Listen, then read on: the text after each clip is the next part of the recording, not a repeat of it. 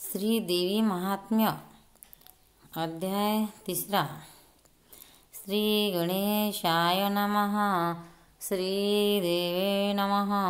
सूत सांगे शौनिकाशी, मार्कंडेय सांगे शिष्याशी, मेधा ऋषी सुरताशी सांगता झाला इतिहास. तेव्हा ते असुराचे सैन्य जाण देवीने मारले संपूर्ण. ऐशे सेनापतीने पाहून चक्षुर नामा धावला. क्रोधे येऊनी असुर युद्ध करता झाला दुर्धर. देवीवरी अपार शर वर्षिता झाला समरणांगणी. जैसा मेरू शिखरावरी मेघ तोय वृष्टी करी, तैसा वर्षला बाणधारी देवीवरी असुर तो. तयाचे ते बाण जाड देवीने छेदिले सकळ. स्वबाण टाकोणी तात्काळ घोडे सारथी मारिले. त्याच्या उच्च ध्वजा ते छेदून धनुष्य छेदिले सर्वेची जाण. सर्वगात्री बाण मारून जर्जर केले तयाशी. तेव्हा चरणी धावला असुर क्रोधे योनी घेऊनी ढाल तलवार. सिंहाचे मस्तकी सर्व सत्वर तांड न करिता झाला. तोची तीक्ष्ण खड्ग हेऊन देवीशी सव्य बाहू लक्षून. तांडित झाला तक्षणी तो खड्ग फुटला हातीचा. मग रवी बिंबासारिखे जाण शूल घेऊन देदीप्तिमान. परमा क्रोधयुक्त होऊन देवीवरी टाकिले. देवीनेही शूल सोडून त्याही असुर शूल खंडिले आणि शतदा छिन्न भिन्न केले शरीर तया दैत्याचे. ऐसा चक्षुर पडली आरणी. मग चामर गजारूढ होऊनी क्रोधे धावला तयक्षणी शक्ती सोडित देवीवरी. तेव्हा देवीने हुंकारे सत्वर शक्ती पाळिले मेंदिनीवर. मग शूल येऊनी चामर देवीवरी टाकतसे. देवीने आपल्या बाणे करून शतदा शूल खंडिले जाण. मग सिंह तो देवी वाहना उड्डाण करिता झाला. बैसोनी गजाचे कुंभांतरी बाहू युद्ध करी केशरी. देव शत्रुही महिवरी पडिता झाला शनार्ध. दोघे बाहू युद्ध करिता तो सिंह उडाला अवचिता. कर प्रहारे तत्वता चामर शिर छेदिले. मग शिलावृक्षे करून देवीने मारिला उद्ग्न जाण. दंत मुष्टिदल हाणून कराल तोही पाडिला. देवी होऊनी क्रोधायमाण बाष्कल मारिला. गदे करून भिंदीपाल बाण सोडून ताम्र अंधक मारिले. सर्वेची टाकुनिया त्रिशूळ उगाश्य उग्रवर्य केवळ मारुणी टाकिले तात्काळ. महानुही मारिला. देवी खड्गे करून सत्वर छेदी बिडालाचे शिर. दुर्धर दुर्मुख महाक्रूर बाणे नेले यमालया. असो या प्रकारे करून सैन्य झाले असता क्षीण.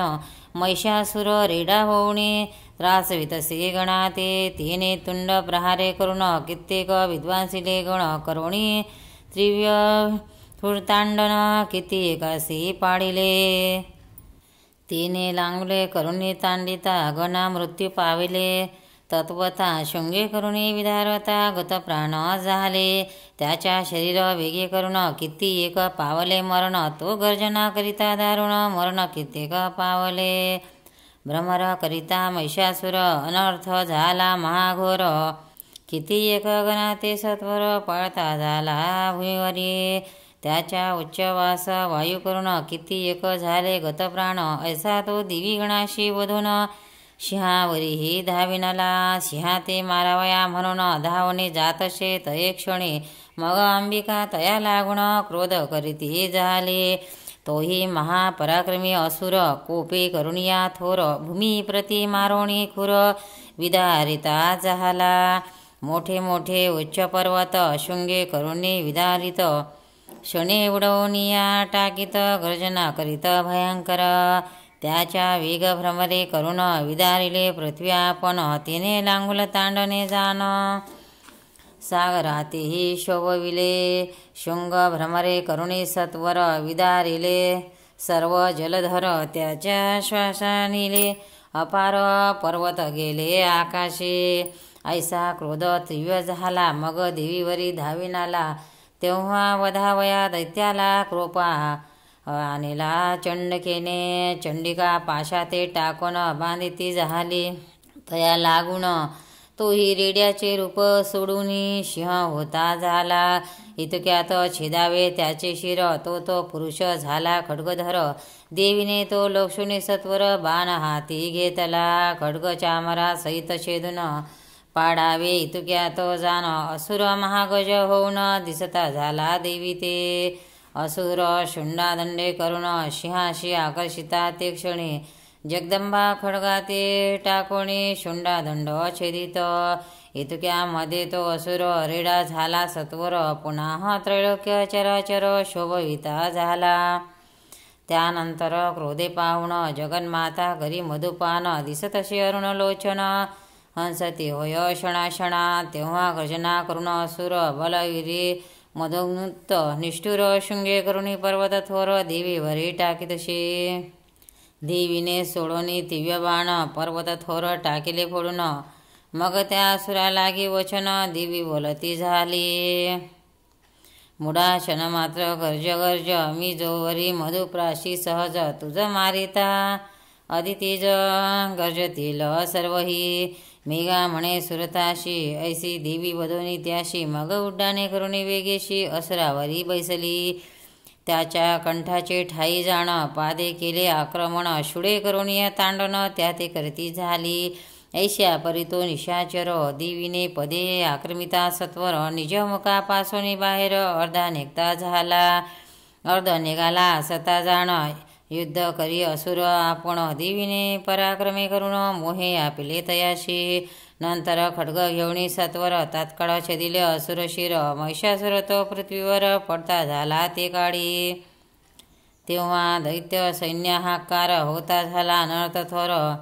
उरले जे का असुर भार दाही दिशा पळाले. देव सैन्य जय जयकार वर्षा होतसे पुष्पनिकर. अत्यंत हर्षाते सुरवर पावते झाले ते काळी.